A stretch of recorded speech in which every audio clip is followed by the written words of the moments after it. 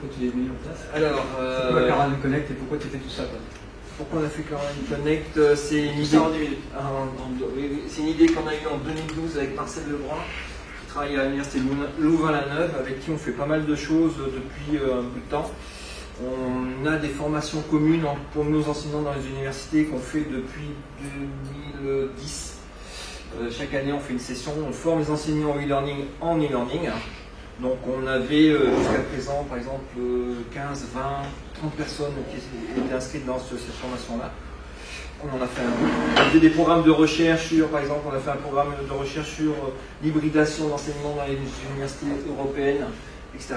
Donc, il vient souvent chez nous comme prof invité, il fallait venir plusieurs fois. Il est maintenant invité à mi-temps à Centrale Lyon. Donc c'est quelqu'un qui est souvent physiquement à Lyon et puis on se voit, on fait pas mal de choses.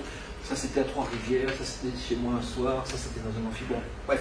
Et en 2012 on s'est dit, puisqu'on partage la même philosophie d'enseignement, puisqu'on partage déjà de l'enseignement ensemble, on partage de la recherche ensemble, pourquoi on ne ferait pas la production ensemble en sachant que Marcel est à l'origine d'une plateforme qui s'appelle Caroline et puis ici on travaille sur Spiral. Si on fusionnait les deux projets pour en faire quelque chose de plus costaud, qui ne soit pas centré que sur une université, soit à Caroline à Louvain, soit Spiral à Lyon. Faire quelque chose où il y ait plus de développeurs pour contrer un petit peu ce qui se passe dans le pays nos amis anglo-saxons. Et là-dessus, on a eu un financement de la région Rhône-Alpes pour partir là-dessus. Donc on a intégré un consortium qui existe déjà, un consortium Caroline, qui réunit une trentaine d'universités dans le monde. Et puis on a mis des forces vives dans la manip. À Saint-Étienne, il y a 1, 2, 3 développeurs. À l'université de Saint-Étienne, à Louvain, ils sont 5 développeurs. À Grenoble 3, ils sont 4. Chez Orange, parce que dans les 6 entreprises dans le consortium, il y a 2 développeurs, j'en ai oublié. Et puis chez nous, à Lyon, l'équipe, là, il y a 5 développeurs. Donc l'idée, c'était de mutualiser les moyens, en sachant qu'on s'adresse à des équipes, au moins Lyon et Louvain. Lyon, c'est depuis 2002 qu'on travaille sur des projets de LMS, qu'on fait ça en permanence. Voilà, donc les concepts de la plateforme, c'est intégrer du responsive design, prendre les fonctionnalités des 2 LMS et du savoir-faire qu'on avait dans ces 2 LMS et rajouter des fonctionnalités MOOC. Pourquoi on n'a pas fait une plateforme à part pour gérer les MOOC? Parce qu'on partage la même philosophie, Marcel et moi, puis tes collègues des EIH. C'est que le MOOC, c'est qu'une extension de l'enseignement en ligne, c'est une autre modalité, c'est pas quelque chose en plus, c'est pas quelque chose de différent. Et le fait de le faire à part, ça décontenance les enseignants.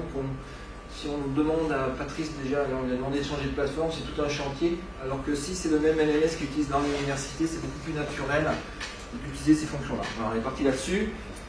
Donc on a mis en production la première version bêta en octobre 2013. On a ouvert le premier MOOC en octobre 2013, qui était e-learn 2, donc le fameux cours qu'on fait Marcel et moi. On forme en e-learning les enseignants. On a eu 800 participants sur ce premier MOOC. Voilà. Ensuite, quelques stats, ça c'est les stats qui sont dans la plateforme. Aujourd'hui, on a toujours on a une version de prod avec 7000 et quelques utilisateurs.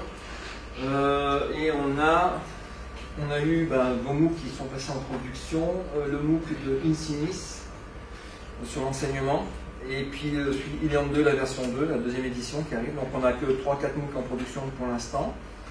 Donc le nombre de fichiers qui ont été déposés, il y en a à peu près 2000.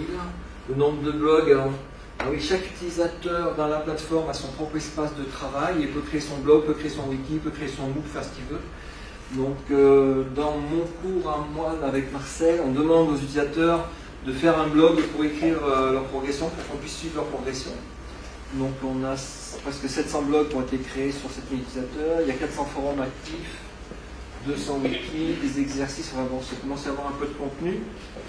Sur les usages, alors j'ai pris que cette année-là, depuis septembre à maintenant, sachant que les 2 MOOC, les 2 MOOC que vous avez fait, plus un troisième, il y a eu 3 MOOC en production ici, et puis on a un autre quatrième qui est sur cette période-là. Pour l'instant, il y en a le nôtre qui est en production, et puis on permet un MOOC qui est en production. Donc ça c'est des stats nombre d'utilisateurs par jour. Voilà. à quoi ça ressemble graphiquement, rapidement. Donc là, je rentre dans un espace de travail. Dans un espace de travail, j'ai la possibilité de mettre un petit site web sous forme d'onglet, comme ça, déjà en première couche, et de créer des ressources. Depuis un mois, même pas, depuis 3 semaines, depuis début janvier, on a développé des fonctions de CMS qui étaient dans Spiral, elles sont aussi dans Cloudline. Ça veut dire qu'on peut créer son propre site web en s'appuyant sur les objets qui sont dans la plateforme. Qu'est-ce que je peux mettre comme objet? Je peux mettre des fichiers, créer des dossiers pour ranger un peu mon bazar, faire des pages HTML, des liens sur d'autres activités. Créer des activités, c'est un scénario. Tant que tu n'as pas vu la vidéo, tu ne peux pas faire le quiz. Tant que tu n'as pas fait le quiz, tu ne peux pas faire le PDF, etc. Mettre des petites annonces, forum, blog, évaluation, mettre des pages wiki, exercices courts. Et donc là, il y a un onglet supplémentaire qui est site web. Et puis la semaine prochaine, il y aura un autre onglet supplémentaire qui s'appelle Immuncast, une boîte de Lyon. Hein? Et les équipes aussi. Ouais. On peut créer des équipes aussi. Les équipes qui depuis 15 jours, c'est un truc qui est nécessaire. C'est plutôt ici, c'est pas dans les contenus pédagogiques. Mais on s'est interfacé avec, dans les amphis en médecine, on fait de la captation avec des badges. Automatiquement, on peut capter un cours et ça va le pousser directement dans la plateforme.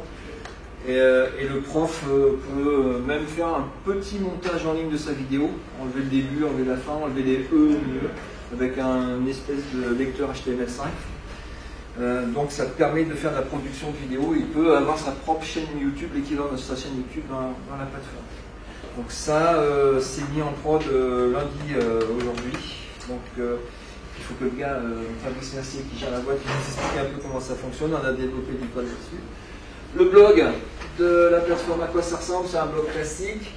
J'ai une en-tête, je peux mettre des billets, j'ai un petit moteur de recherche dans le blog, je peux me faire une petite cartouche, j'explique pourquoi j'ai fait le blog, qui je suis, mes liens sur les réseaux sociaux, patata, un flux RSS, un nuage de tags, un petit agenda, et dans un billet de blog, je peux afficher pas mal de choses, des vidéos, enfin tout ce qui traîne sur web, je peux le mettre dessus, et chaque billet a sa propre URL, donc soit je le rends accessible aux utilisateurs de la plateforme, soit je le rends visible sur le web, donc je peux le tweeter, je peux le Facebooker, en faire ce que je veux. En fonction des outils aussi qu'on a mis en place qui sont spécifiques sur la plateforme, c'est l'attribution de badge. Donc l'attribution de badge, il y a 2 niveaux de badge. Le badge de la plateforme, donc au sein d'un établissement, on peut donner des badges, quels que soient les cours suivis, soit, je sais pas, typiquement le nombre d'entrées dans le cours, nombre de clics, nombre de quiz répondus, donc des badges indépendants du contenu qui sont spécifiques à la plateforme. Et chaque utilisateur d'espace peut générer ses propres badges et diffuser ses badges. Ouf, j'ai fait canon là, super. Oui. Moi, ce que je veux dire, c'est que cette plateforme, elle a encore plein de défauts. Son défaut principal, c'est qu'elle n'a pas de mode d'emploi facile aujourd'hui pour aussi bien les apprenants que pour les enseignants. Ça, c'est le défaut, c'est qu'ils sont sur la production, ils mettent les trucs en ligne. Par contre, ça, c'est le point positif. C'est que quand on a démarré avec Patrice, il n'y avait quasiment rien dans la colonne de gauche. Quand on créait les activités, il n'y a pas grand-chose non plus. Et qu'aujourd'hui, ça a beaucoup évolué. C'est-à-dire qu'en moins de 2 ans, même pas un an, en moins d'1 an, c'était un système très vivant. Les contributions, les productions sont de qualité. Elles ne sont pas encore toutes bien articulées, c'est-à-dire que c'est un système contributif. Il manque encore des schémas d'usage, des trucs comme ça. C'est-à-dire qu'en gros, il faudrait faire un MOOC sur Cloudline Connect. Parce que pour que n'importe qui puisse s'en emparer.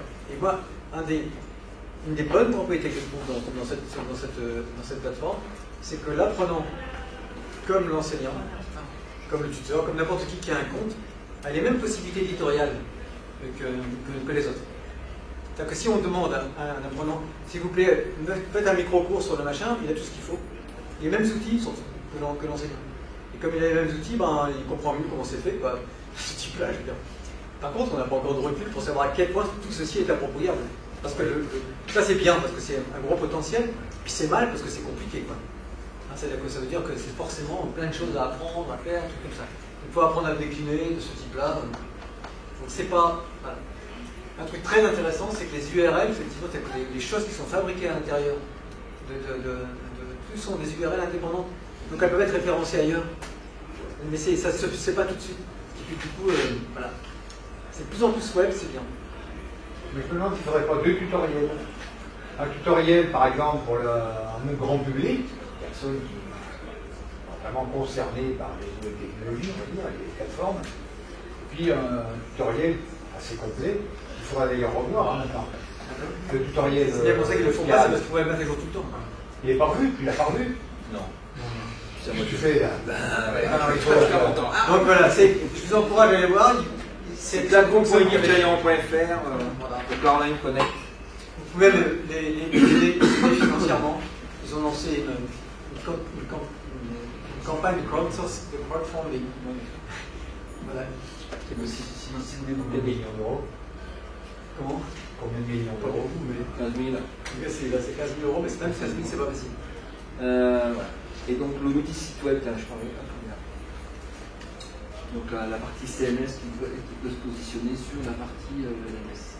Quelqu'un qui s'est connecté peut créer son site web dessus. Ouais, je dis que c'est compliqué, mais en même temps, il y a eu des gens, ils ont débrouillé tout seuls quasiment pour faire leur blog, leur machin. Puis s'ils ne savent pas, c'est bien parce qu'il y a toujours quelqu'un dans le MOOC qui peut les dépanner. Objectivement, les gens ils peuvent découvrir tout ce qu'on peut faire et ça, c'est pas facile. On regarde la liste des trucs possibles à gauche.